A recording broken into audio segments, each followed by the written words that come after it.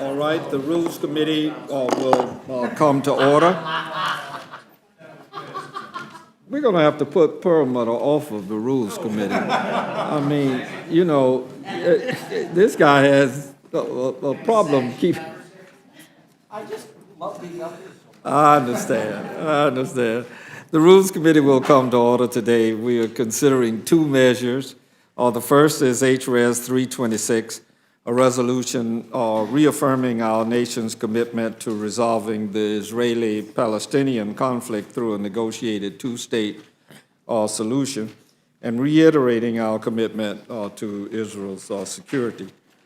The second is H.R. 2534, and this bill ends decades of ambiguity with respect to insider trading and gives financial regulators and federal law enforcement officials the tools they need to combat and deter it. It's time to better police Wall Street and better protect Main Street. That's precisely what the Insider Trading Prohibition Act will do. I'd like to turn now to our ranking member, Mr. Cole, for any remarks he may wish to make. Thank you very much, Mr. Chairman. Today's hearing covers two measures.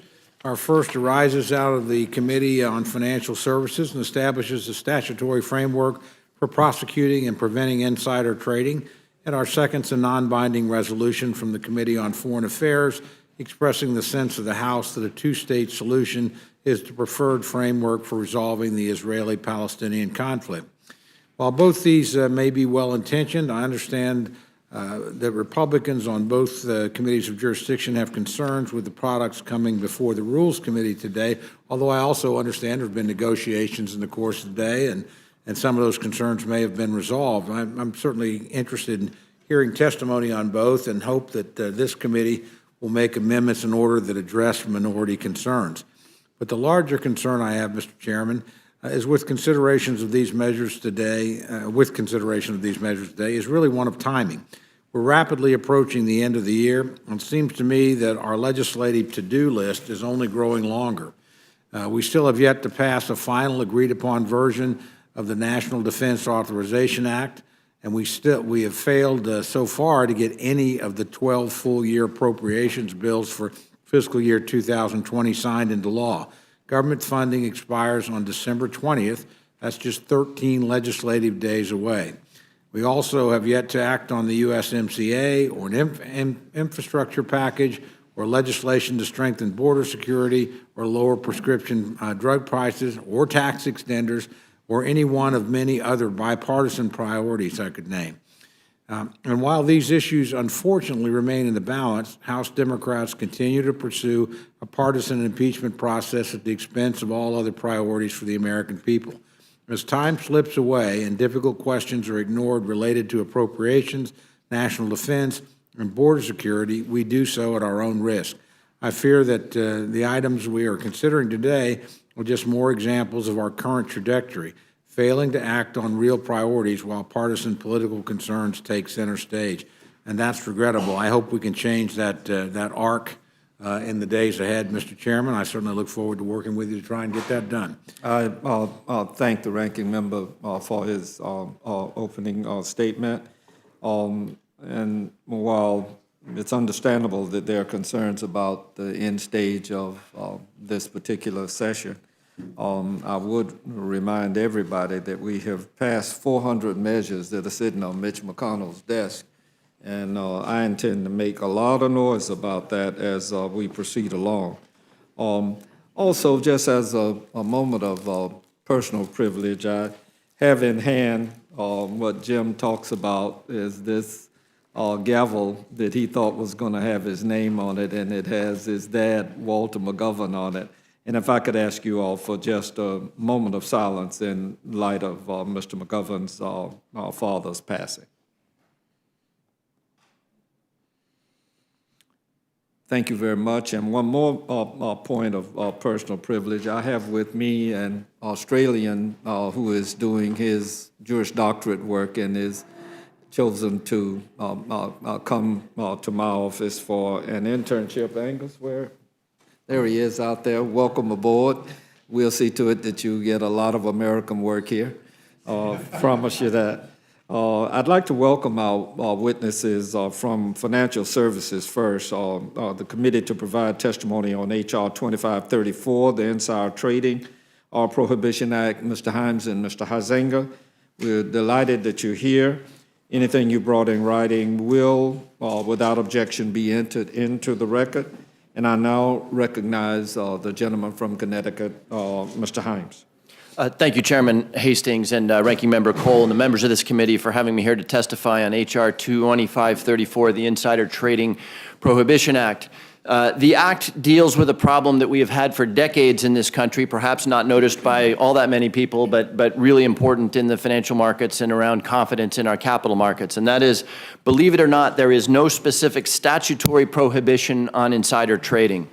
For decades, insider trading has been charged under fraud provisions growing out of the Securities Acts of 1933 and 1934, which has had the result of creating decades of court-made law.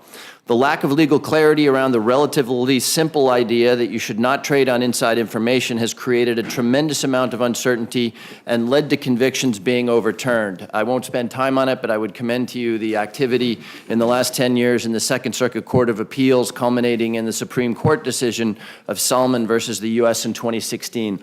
All of these court cases had the effect of creating uncertainty around precisely what insider trading is and was and has resulted in overturned convictions and that sort of thing. The bill that I'm happy to present today will do two important things. First, it will be very clear that the elected representatives of this country, rather than unelected judges, are responsible for the law, and that if we are going to punish people, it is clearly set out in statute what that law is and who made that law, the elected representatives of the country, not the judiciary. Second, it will put an end to the uncertainty that exists around the case law associated with insider trading that I just referred to. I'm happy we were able to move forward on this bill. We were negotiating it literally up to about 60 minutes ago with Ranking Member McHenry. We are moving forward on a bipartisan basis. We have found the common ground to move this important legislation forward. The language offered by Ranking Member McHenry, which I think will be discussed a little bit by Ranking Member Huizenga, is a good faith effort and actually I think improves the bill and has resulted in this compromise. So I want to thank Ranking Member McHenry and Ranking Member Huizenga and the Financial Services Committee staff who worked so hard to get us not just to a good place, but to a good bipartisan place. So in closing, I would urge the Rules Committee to advance H.R. 2534 to the House floor and request the committee provide an appropriate rule for its consideration. Would be happy to answer any questions that you have. Please now to recognize the gentleman from Michigan, Mr. Huizenga. Mr. Huizenga, is the Huizenga from Florida family a part of your family? Not close enough, sir. I'm Okay. not sure I'd be doing this job. So I knew him well. Oh, thank you so much. well, I wish I could call him Uncle Wayne, but I know that's right. Mr. Chairman, thank you. It's not maybe quite the introduction I was expecting, but I appreciate that. I'll be brief, and I just want to be clear. Preventing and cracking down on bad actors for illegal insider trading is among, I know, our highest priorities on the Republican side as well. And current court-made law, as Mr. Himes had pointed out, prohibits trading on material insider information in breach of a fiduciary duty under the anti-fraud provisions of the federal securities law. The Securities and Exchange Commission and the Department of Justice have authority to bring insider trading cases. Both agencies regularly exercise that authority. However, as noted, this is judge-made law, and that is Congress has never before exercised its Article I authority to prohibit insider trading. As noted in the committee Republican views on the version of the bill that was initially referred to the Rules Committee, committee Republicans are sympathetic to concerns that there is no statute specifically in this area. This is why committee Republicans voice voted H.R. 2534 out of the committee with the hope that we could continue this conversation and reach a bipartisan consensus. And while I'm not personally entirely pleased with all the provisions of it, with this agreement, I do believe it improves the bill. And this agreement includes some of those Republican priorities as discussed at the markup, including one of mine as I was chatting with the gentleman from Connecticut. And that key element is including the bill, that the bill include an explicit personal benefit test consistent with Supreme Court precedent. The Salmon case was what is often referred to. and it has a removal of a novel and unnecessary rule of construction from the earlier rules print of the bill, and a clarification of ambiguous wording to ensure that judges and prosecutors know that the bill is not intended to actually expand insider trading liability. To the latter point, I note that neither my colleagues on the other side of the aisle nor the SEC have identified a problem specifically with the body of case law that is developed to punish bad actors who illegally trade on material non-public information. But we do want to put it clearly, this bill simply intends to codify current law and not to expand liability or create additional defenses for those accused of insider trading. So with that said, the compromise does not reach all our goals, but as have been laid out by the Republicans, it unfortunately does not become exclusive law of the land for insider trading. That would have been an improvement that we think would have been helpful.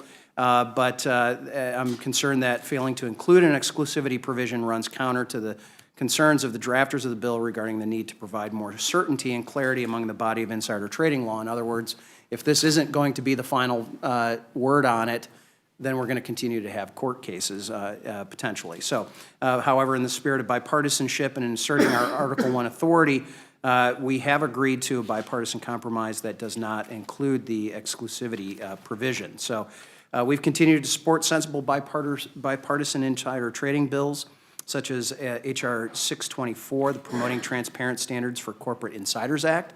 And while 2534 is not a perfect bill, it does allow Congress to assert its Article I authority in this area and does so in a manner that simply intends to codify insider trading law. Given that, a number of members of the Republican side of the aisle will be supporting this bill. So I'm also happy to answer any questions. And I do want to say thank you to Mr. Himes and the work of the staff on both sides of the aisle for putting this All together. right. I now turn to Ms. Torres for any questions that she may have. Mr. Cole? Question. First of all, I want to commend both of you for continuing to work on this, and certainly Chairman Waters and Ranking Member McHenry, I know were involved in that as well. And just kudos to all concerned for working through and bringing us something that represents a bipartisan effort from your committee.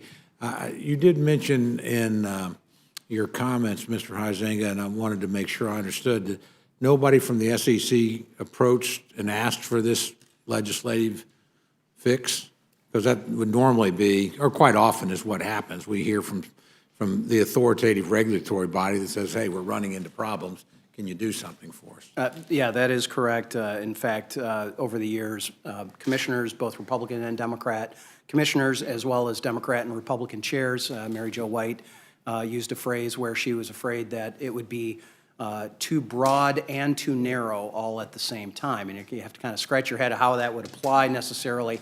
But would it capture more people in there and narrow down that definition of insider trading in a way that they wouldn't have some flexibility that the SEC believes it currently has? But while they have not been asking for this, we do believe that this is a reasonable approach. Okay, well, again, I just want to commend both of you. Thank you for your efforts and look forward to seeing the final product. Thank you very much, Mr. Chairman. Mr. Perlmutter? No questions.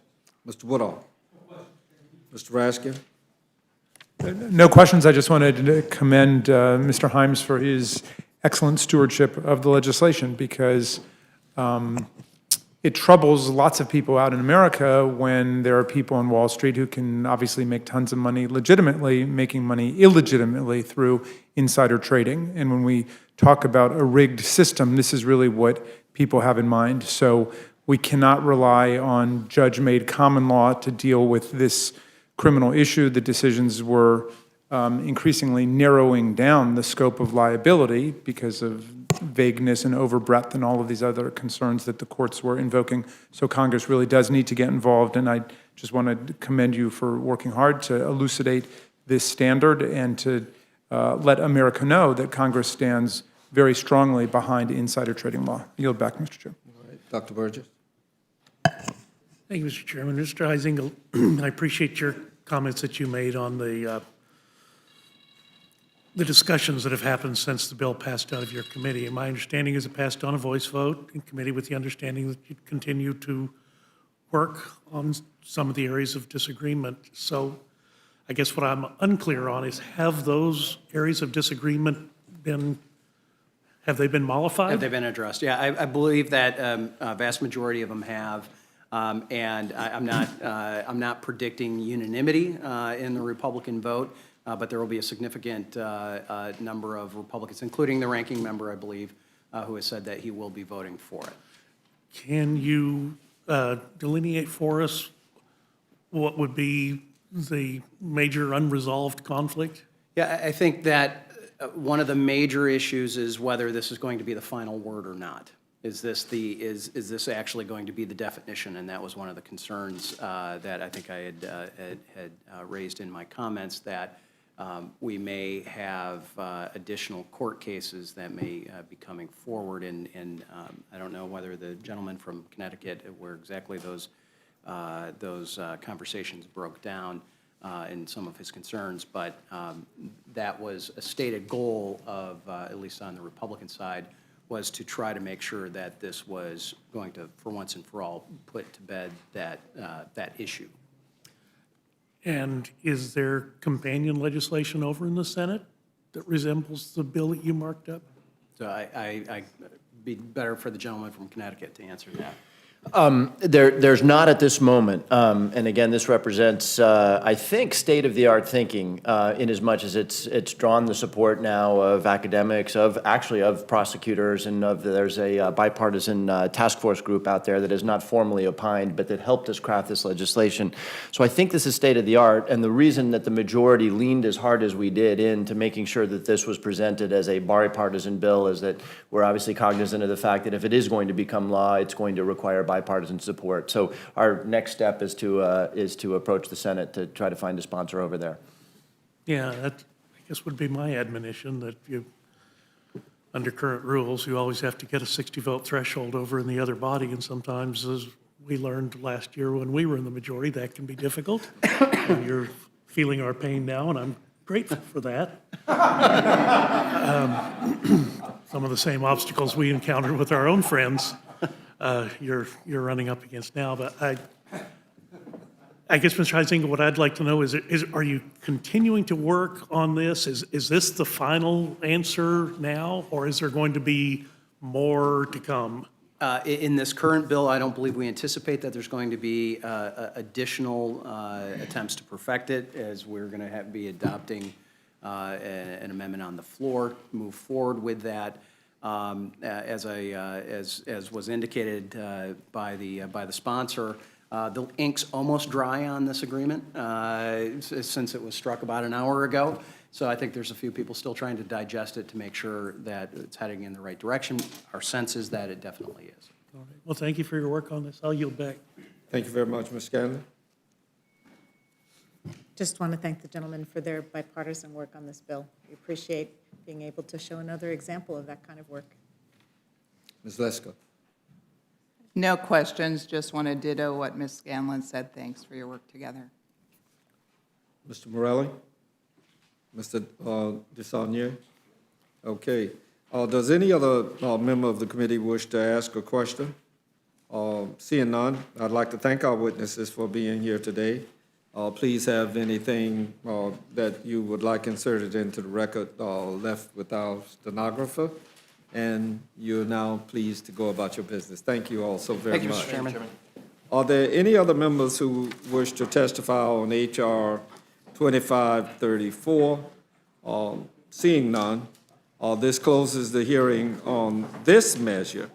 I'd like now to call up our next panel to testify on H.Res. 326, expressing the sense of the House of Representatives regarding United States efforts to resolve the Israeli-Palestinian conflict through a negotiated two-state solution. Mr. Levin, and I don't see Mr. Zeldin, hopefully. Oh, I didn't see Lee. How you doing? All right. Mr. Levin, Mr. Zeldin, and Mr. Lowenthal, we're delighted that you are here, and anything you brought in writing will, without objection, be entered into the record. I'd now like to recognize Mr. Lowenthal. Thank you, and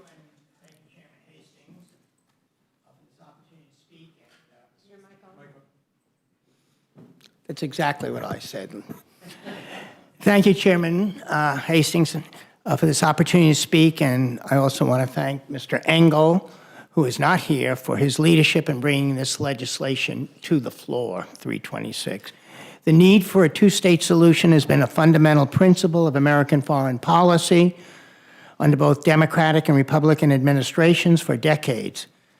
It represents the only path to a just and lasting peace, which safeguards Israel as a secure, Jewish and democratic state and safeguards the rights and interests of the Palestinian people. In a time of dangerous instability throughout the region, the road to a secure peace may seem long and dangerous, but that makes this resolution even more critical, not less critical. Congress must speak without hesitation to protect Israel's sovereignty and security and to support the legitimate aspirations of the Palestinian people.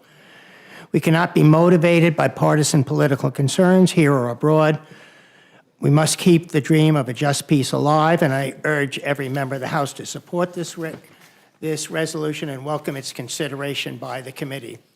Subsequent to the bill passing out of committee, a number of people have come to me and said, how do we make this even more bipartisan effort? And there were amendments that were offered by Mr. Gottheimer, which was done with Mr. Gottheimer, Mr. Reed, and also Mr. Deutsch. And at the same time, there were also some changes that were offered by Mr. Price and Pocan. Mr. Deutsch, as the spokesperson for one set of, and I'll tell you what the Gottheimer-Deutsch amendments and Reed amendments were, has agreed to the amendments on both sides. Both sides have agreed to the other side's amendment to include it. So Mr. Gottheimer, with the lead person on that being Mr. Deutsch, going through the language, has agreed to both what they want to put into the bill and to what Price and Pocan,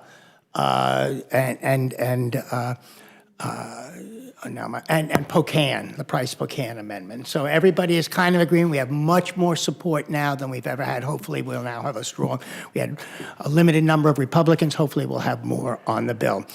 Basically, what Reed, or Mr. Gottheimer, Reed, and Deutsch wanted was a statement in there, both in a whereas and a resolve, that really said that it's in the U.S.'s national interest to continue to stand by its ironclad commitment under the 2016 United States-Israel Memorandum of Understanding, which seeks to help the Israelis defend themselves against a wide range. They wanted to put in this, that they will uphold this 2016 memorandum. In reaction, possibly to that, but also Mr. Price and Mr. Pocan working with us, and also with Mr. Gottheimer, more with Mr. Deutsch, it was, not Gottheimer, it said that it's also in the United States' interest, and to continue to promote the security, stability, and humanitarian well-being of the Palestinians and their neighbors by resuming the provision of foreign assistance that pursuant to U.S. law we had to the Palestinians. So there's an attempt to define aid to the Palestinians that we'd already done out of the House of Representatives, to reaffirm that, and also to reaffirm what we had done in the House of Representatives for ongoing military assistance to the Israelis. Both sides have seen this, and Mr. Deutsch has agreed to this, and Price and Pocan have agreed also to the Deutsch-Gottheimer. So that's kind of where we are at this moment. We have a much broader base of people that support it. So I'm not sure exactly how bipartisan it will be, but it's certainly a much stronger bill than came out of committee, with both sides, or many people on both, having given input into it. And that's kind of where we are today, Mr. Hastings. All right, Mr. Zeldin. Thank you, Mr. Chairman, Mr. Ranking Member, all of the members who are here for the opportunity to speak on HRES 326. For a little bit of history, which everyone here will remember, over the course of the summer, the House almost unanimously passed a resolution that made a strong statement opposing BDS. And this is a resolution that is just a watered-down version of what we did last summer. There's nothing in this resolution that we didn't already come together to pass last summer. House Republicans woke up the next day and said, so what are we going to do about it? Let's pass legislation now with teeth. We made a strong statement. Let's pass legislation with teeth. And that's where S1 HR 336 comes into play. This resolution was considered at the House Foreign Affairs Committee at the same exact time as that resolution we ended up passing on the House floor last summer almost unanimously. Support of the United States-Israel relationship is one that should always be bipartisan. We should all be working together as a next step to actually do something about it and passing legislation with teeth. This is a one-sided partisan, it's an ill-timed resolution as well. This comes just 1 week after every headline in the region was about Israel being bombarded with over 450 rockets. This resolution fails to not only recognize these latest attacks, but also all of the persistent assaults on innocent Israelis by Palestinian terrorists.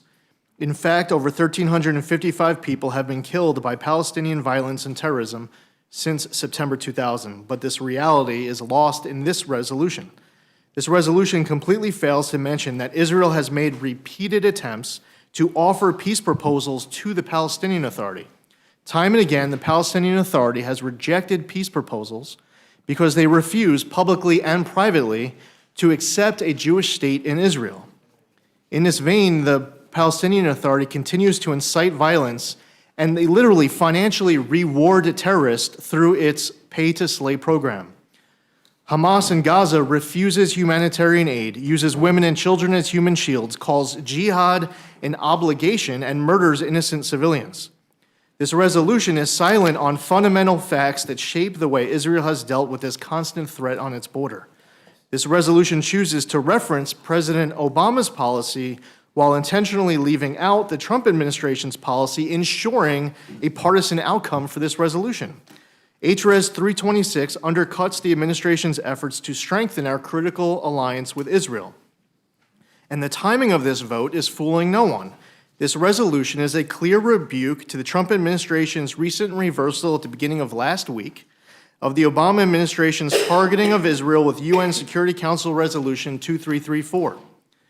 If House Democrats want to pass bipartisan legislation with teeth, they should bring S1 HR 336, which has already passed the Senate with strong bipartisan support and was introduced by Congressman Mike McCall in the House.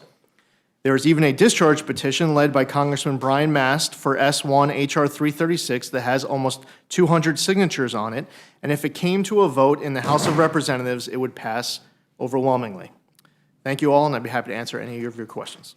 Thank you very much, Ms. Torres. No questions. Mr. Cole?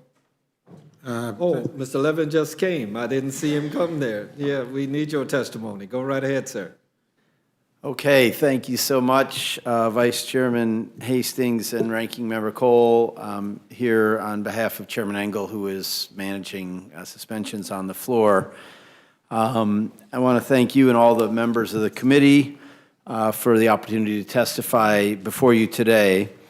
I'm here to support HRES 326, which is a resolution supporting a two-state solution to the Israeli-Palestinian conflict. I come before you less than a month after returning from Israel and the West Bank, my first visit in nearly 30 years.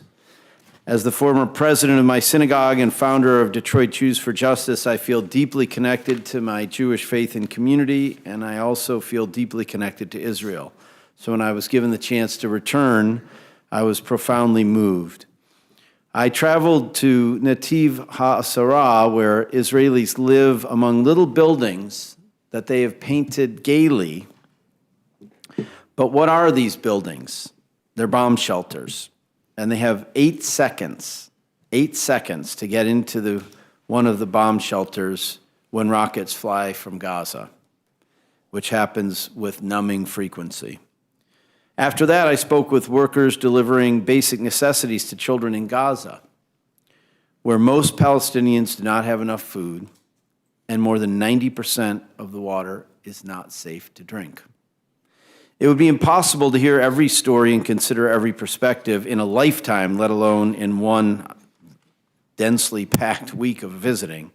But in my conversations with ordinary Israelis and Palestinians, human rights activists, members of the Knesset from many different parties, top negotiators, Israeli settlers, and more, one thing was abundantly clear. We must reach a two-state solution to this conflict. Without a negotiated two-state solution, a democratic Jewish state living in peace alongside a democratic Palestine, we will not see peace. Palestinians and Israelis, like the ones I met living along the Gaza border, will not have security. The House must demonstrate that we stand on the side of peace and security for both Israel and the Palestinian people. Some have argued that this resolution isn't necessary, that we don't have to weigh in on this right now. While I was in Israel, a retired Israeli general told me that for 40 years he's heard the argument that Americans should simply support Israel quietly and not talk about the issues that they see. And he's dismissed that argument since the first time he heard it 40 years ago. Withholding your opinion, he told us, is as much interfering as giving it. I believe Israel's future as a secure democratic homeland for the Jewish people is at risk. About that, I will not be silent, and I hope my colleagues will join me in supporting this resolution. Congress has been a bastion of bipartisan support for Israel and its security and for human rights around the world, including the right of self-determination for the Palestinian people. And I would emphasize that this resolution was worked out by the chairman and the ranking member. It passed our Foreign Affairs Committee by a voice vote. And at this moment of political uncertainty in the region, it's imperative that we reassert our long-standing bipartisan commitment to a peaceful two-state solution. I thank you very much for your consideration. Thank you very much, Mr. Levin. I'll start again with Ms. Torres since you joined us. No? Okay, Mr. Cole? Just a couple of questions, Mr. Chairman, if I may. Mr. Lowenthal, I'm not sure I understood all your testimony. Just when you were talking about the potential amendments to the bill, is there now agreement that all those amendments are, I mean, everybody is in support of those amendments? The people have made the amendment, yes. And we will see those amendments here, or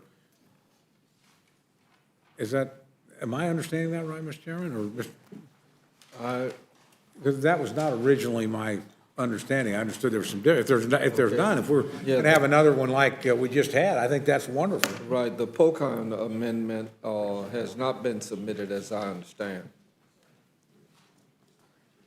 You learn anything from your aide, Mr. Lowenthal? Will they see these amendments? Yeah, I was saying to you that the Pocahn amendment that we thought was going to be offered has not been submitted yet? Yes, it has. That's the price in Copan. The price of Copan Okay. has not been. Huh? It has not been submitted. If it hasn't been, it will be short. Well, we do. We saw it, they were going to submit it, everyone agreed to it. We do have a meeting tomorrow at 5, and hopefully. So we're not going to finish deliberation tonight, is that correct, Mr. That's Chairman? correct. Okay. So maybe we'll get a little more clarity on that. I just was not sure with that. I appreciate you bringing it up. You know, thank you, Mr. Chairman. Mr. Zeldin, you know, look, I'm a strong supporter, as I know you are, Israel, strong supporter of two-state solution. All for this, all agree on those principles, but this is a resolution. We've stated our opinion on this many times. I don't have any problem stating it again. But we got 13 days left, you know, and it seems to me that this is an exercise that we're wasting time here when we could be doing something substantive. We want to move ahead. I think you actually touched on the way forward in your remarks. Why don't we show the Senate up? Why don't we pick up S1 or act on its companion bill, HR 336, authored by Mr. McCall? Those are substantive bills that we know would attract overwhelming support, and I think would be much more than just a statement. They would be an action. Do you share that opinion? Absolutely, and S1 has multiple, and HR 336, the companion legislation, has multiple components to it. The one that's gotten the most amount of attention is the effort to help combat BDS. But another component of it is to authorize the funding for the MOU between the United States and Israel. So the amendment that's being introduced to this resolution is going to be making a statement in support of the MOU. And just like we woke up the next day after that strong statement over the summer saying, now let's pass legislation with teeth to do something to stop BDS, to the point of the need to support the funding between the United States and Israel, if we want to do something about it, S1 authorizes that funding. If we don't pass S1, if instead we just say we're supportive of funding to Israel as a statement, and we let the rest of these legislative days go to waste, we're going to wake up, it's going to be 2020, and we've gone through this entire year with a high amount of motivation and, quite frankly, a ton of bipartisan support. This is a bill that had almost 80 votes in it. This wasn't a little bipartisan in the Senate, and it spanned the spectrum from your most conservative members of the United States Senate to some of your most liberal members of the United States Senate. Republicans and Democrats working together. So not just because it's legislation with teeth as it relates to BDS, but also because it's legislation teeth to authorize that funding that the Gottheimer amendment that my colleague just mentioned discussed. And that's not it. It also takes action with sanctions against Assad. It increases support to Jordan. Let's pass legislation with teeth. Let's do it on a bipartisan basis and send this bill to the president's desk. It would pass the House of Representatives if it came for a vote. I agree with that. Well, yes, certainly. May I add something? Absolutely. Mr. Cole, the House has passed on July 23rd, H.R. 1837, which authorized funding for the MOU. This body has already taken that action. We don't need to take it again. We've already authorized funding for the MOU. So that's done. We can check that off our list. Well, I'm not sure we can check anything off our list until it gets through the Senate and signed by the president. Right, but I don't know if we need to do it. If we're talking about getting business done, I don't think we need to do things twice. I think we have a vehicle that would do that, and I share Mr. Zeldin's disappointment that that's not the vehicle that we're considering, because I think it would pass and it would become law. So that's unfortunate in my view. We're missing an opportunity here. Mr. Chairman, I'll yield back. Just let me make this one comment. I'm going to wait and see what this amendment situation is. I mean, it's very unclear to me. And quite frankly, I talked to my friend, Mr. Zeldin, some other friends who I have a lot of respect for on that committee before I make a determination as to what I'm going to do in this particular matter. It's just not quite clear to me yet exactly what we'll be considering in the end. But I thank all of you for coming to testify, and I thank all three of you, quite frankly. I agree with, I know your collective sentiments about how important this relationship is between our two countries, what a terrific ally Israel has been for the United States, how important its defense is, and the cooperative relationship. The Israelis have contributed to our defense enormously, and everything from intelligence to technology. So the shared interest here, the common commitment to democracy and democratic values, I think, is one that is always worth reaffirming, always worth celebrating, and it's an important message for us to send. I just want to make sure we do it in a way that's effective and has teeth, as my friend Mr. Zeldin recommended. With that, Mr. Chairman, I'll yield back. Thank you. Mr. Perlmutter?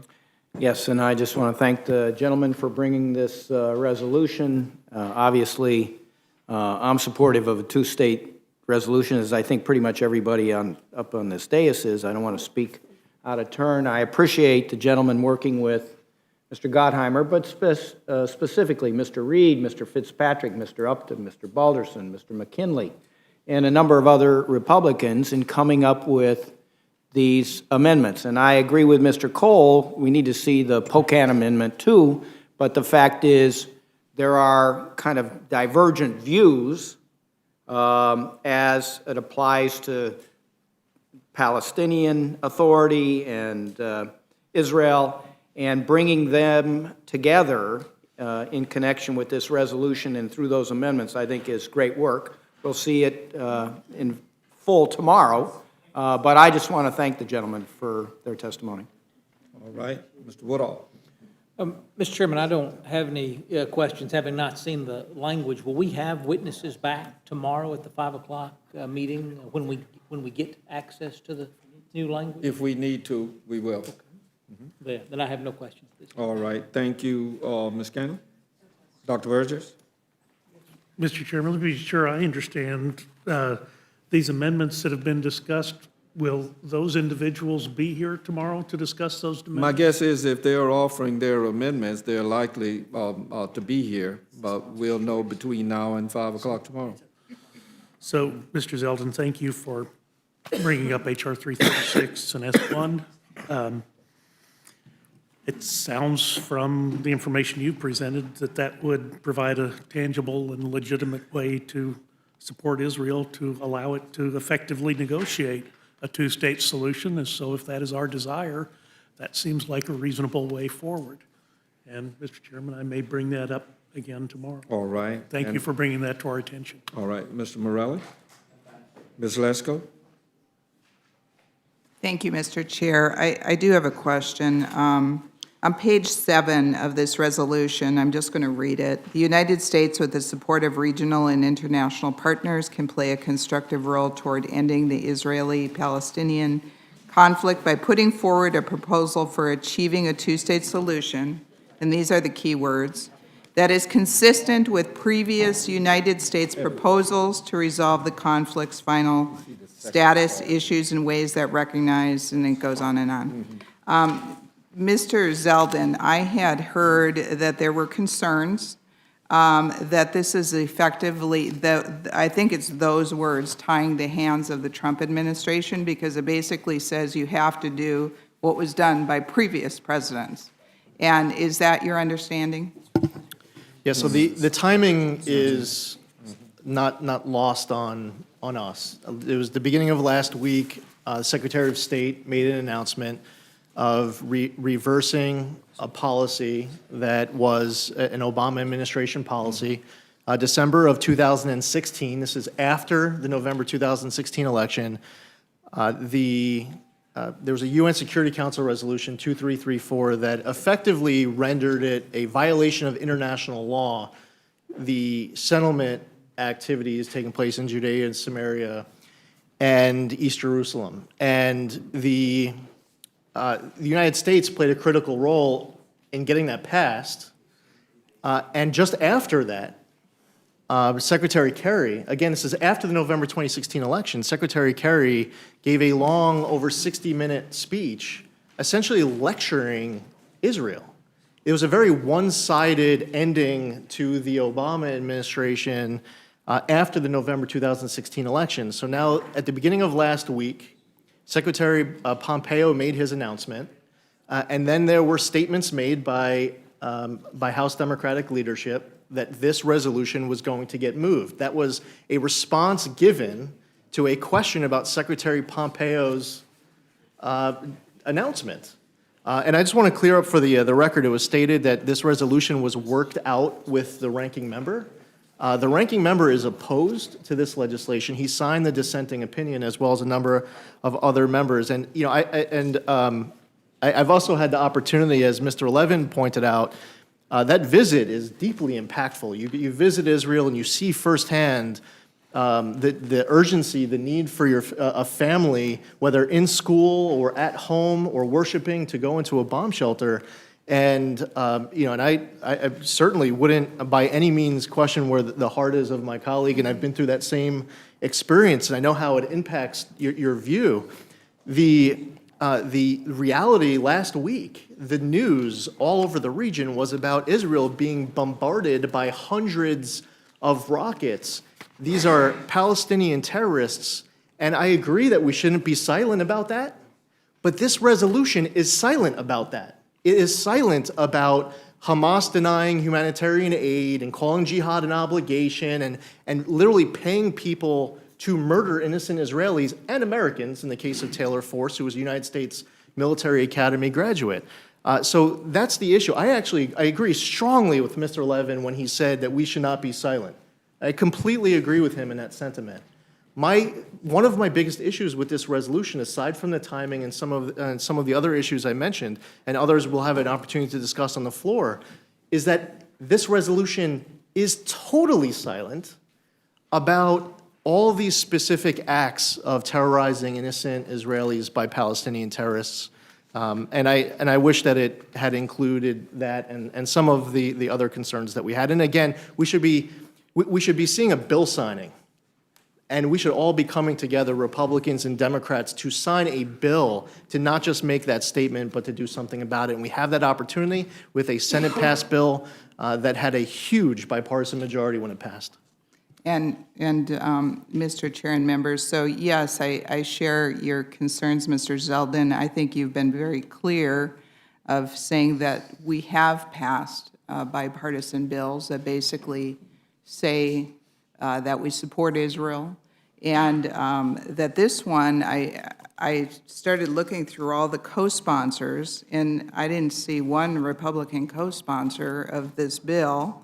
It sounds like maybe there's some supporters now, but at the time, so why are we pushing through something that is just a one-sided thing when we have already passed other ones, and you said there's one in the Senate and a companion one here in the House that does actually have bipartisan support, and so quite frankly, I don't understand why we're pushing this one and not one that will have bipartisan support, because it seems to me that when this reaches the Senate, it's not going to be heard. So I don't understand. And I don't want to, with regards to this resolution, I don't want to attempt to speak for Mr. Perlmutter, but I believe he was reading a list with regards to the Gottheimer amendment. So it wasn't the resolution, it was the amendment. Yeah. Well, thank you very much. All right, Ms. Shalala, you got here just in time to ask any question you may ask. Mr. Desaulnier. Okay, you know, Mr. Zeldin and Ms. Lesko motivated me to have something to say about this before closing this portion of the hearing. Mr. Levin, I've been to Israel 19 times. And over the course of 27 years, twice when I was there, rockets came in, particularly in Ashkelon, when I was there to see what I think is a part of the future in our country, and that is desalination. But we had to scurry. So I've had those experiences. I've witnessed this particular legislation, and I had legislation of my own, sponsored by my good friend, Mr. Woodall, that also came out of the Foreign Affairs Committee. I chose to not put it forward at this time because I don't want to participate in further divisiveness that I see developing around the legislation as offered. All of us know that we have no greater ally than Israel. And I, like so many of my colleagues, believe that support for Israel in the peace process must remain a bipartisan, even a nonpartisan endeavor. So Democrat or Republican, members of this body must understand how important it is for Congress to support Israel, which is too often singled out unfairly by the international community. I just, day before yesterday, was at the United Nations, and some of the stuff on the walls of the United Nations is particularly appalling, as many of us are mindful. I believe it's important for the House of Representatives to make its position on the two-state solution and contentious issues like settlements very clear.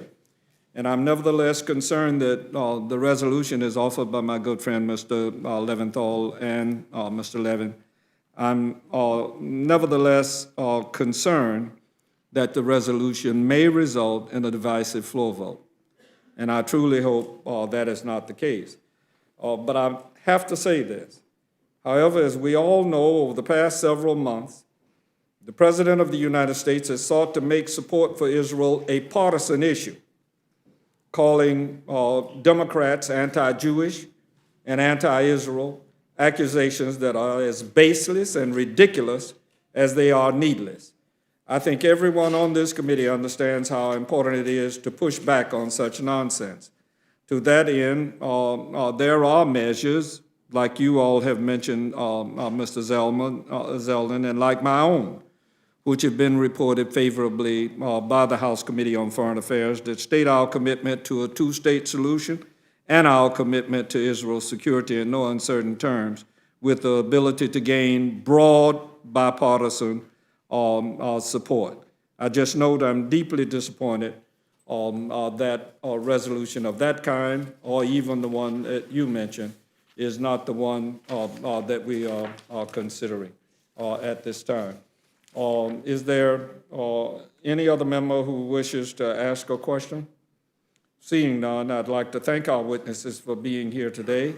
And if you all have anything that you would like inserted into the record, leave it with our now tired stenographer who needs to be spelled after an hour here. You're now free to go about your business. Okay? Are there any other members who wish to testify on HRES 326, expressing the sense of the House of Representatives regarding United States efforts to resolve the Israeli-Palestinian conflict through a negotiated two-state solution? Seeing none, this closes the hearing portion of our meeting. The rule for the two-state resolution isn't quite ready. Fortunately, we have a meeting on our schedule for tomorrow at 5. Rather than stay here all night waiting for it to be ready, which I don't plan to do, we will plan to report a rule providing for consideration of HRES 326 at tomorrow's meeting. And at this time, the chair will entertain a motion on HR 2534 from the distinguished gentleman from Colorado, my friend, Mr. Perlmutter.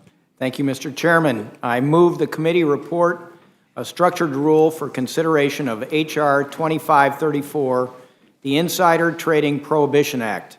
The rule provides 1 hour of general debate on the bill, equally divided and controlled by the chair and ranking minority member of the Committee on Financial Services. The rule waives all points of order against consideration of the bill.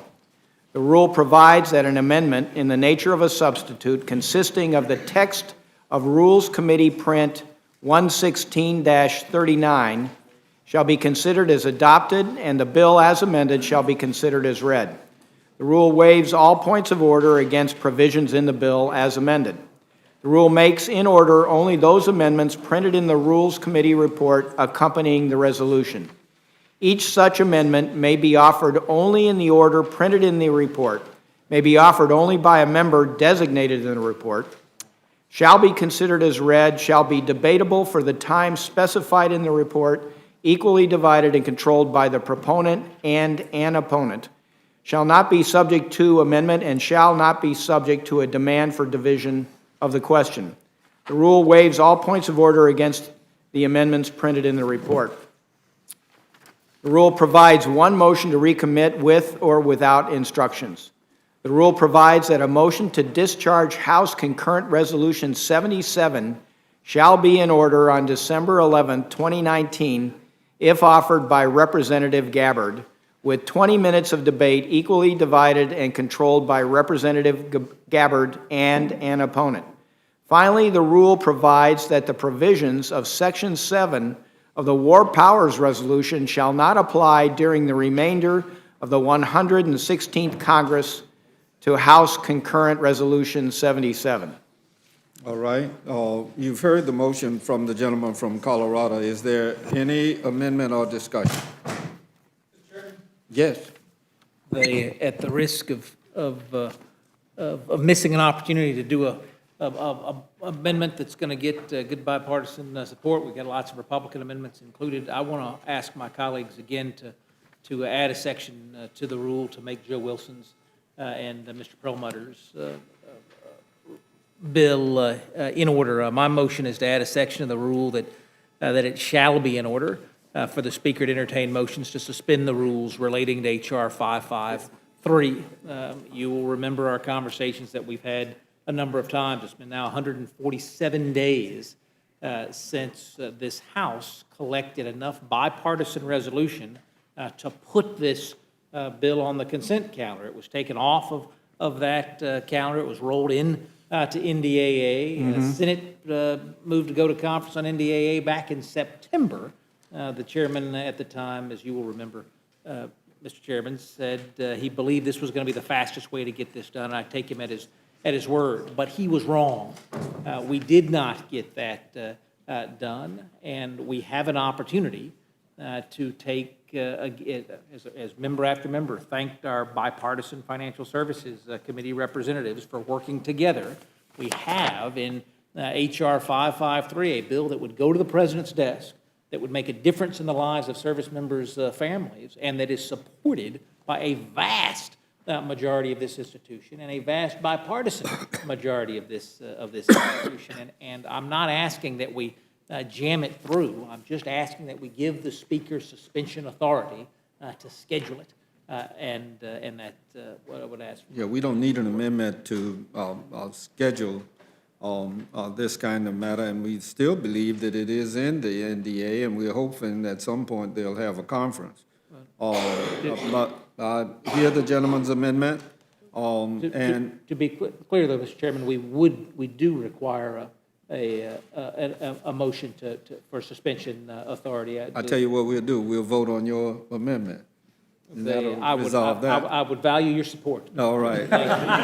We've heard the amendment from my friend, Mr. Woodall. Is there any other discussion? Hearing none, the vote is on the gentleman's amendment. All those in favor signify by saying aye. Aye. All those opposed, no. No. In the opinion of the chair, the noes have it. The amendment is not agreed to. Of course you may. Madam Clerk? Mrs. Torres? No. Mrs. Torres, no. Mr. Perlmutter? No. Mr. Perlmutter, no. Mr. Raskin? Ms. Scanlon? Ms. Scanlon, no. Mr. Morelli? Mr. Morelli, no. Ms. Shalala? No. Ms. Shalala, no. Mr. DeSaulnier? No. Mr. DeSaulnier, no. Mr. McGovern? Mr. Cole? Aye. Mr. Cole, aye. Mr. Woodall? Aye. Mr. Woodall, aye. Mr. Burgess? Aye. Mr. Burgess, aye. Mrs. Lesko? Aye. Mrs. Lesko, aye. Mr. Chairman? No. Mr. Chairman, no. The clerk will report the total. 4 yeas, 7 nays. The amendment is not agreed to. Is there any other amendment? I would make note of the rules that is coming out on insider trading as a structured rule, that only 2 amendments were made in order, and both of those are Republican amendments, Mr. McHenry's and Mr. Heisinger's. With that in mind, is there any other amendment or discussion? Mr. Chairman, just Yes, Mr. quickly, I just want to thank you for including those amendments. And because you've done so, while I won't support the rule because we don't have Mr. Wilson's amendment, I will not ask for a voice or for a Roll call? Roll call. I appreciate you. If you You so certainly choose. may. Yeah. Good. All right. Hearing none, the question is now on the motion from the gentleman from Colorado. All those in favor say aye. Aye. All those opposed, no. No. All right, in the opinion of the chair, the ayes have it, and the motion is not agreed to. Ms. Torres asked for a roll call vote. Ms. Clerk?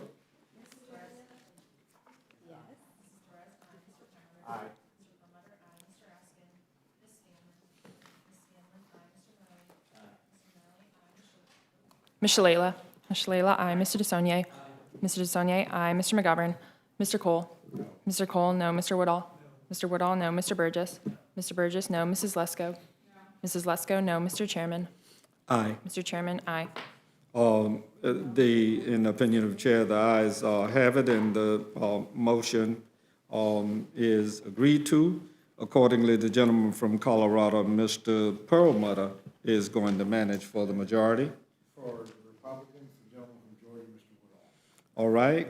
Without objection, the committee is adjourned until 5 o'clock tomorrow.